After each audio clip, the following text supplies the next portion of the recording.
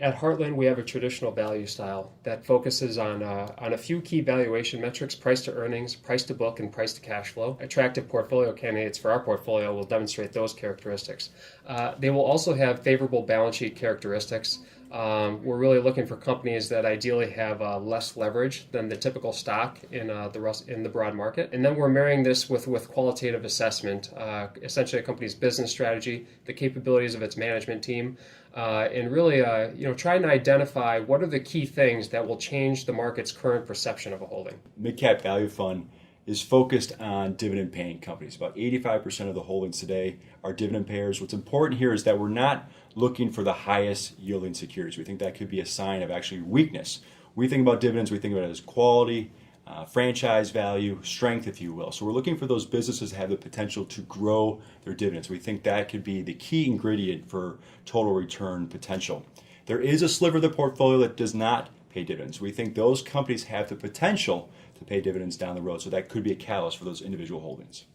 When we think about risk, we break it down into three buckets. Systemic risk is the biggest one, and it's obviously market risk, but within that, things like geographic risk, currency risk, earned interest rate risk.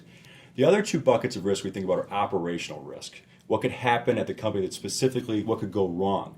To dampen that or alleviate that component of risk, we try to buy businesses that we think are trading at historical low levels on valuation versus their peers or versus themselves.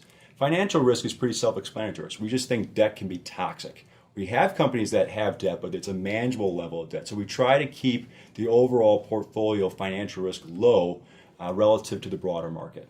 We remain extremely focused on style purity. One of the best attributes about our portfolio over the last several years is that we demonstrate a return pattern that's consistent in various market environments with what we condition investors and prospective investors to expect. Because of this rigorous focus on style purity, there are times like extreme growth markets that we saw in parts of 2014 and 15 where we need a lot of stock-specific catalysts to become realized just to keep up with the broad market. However, when we're given a market backdrop that's favorable to a traditional style like ours, a traditional value style, and our stock-specific catalysts are being realized, the portfolio is capable of delivering significant excess returns.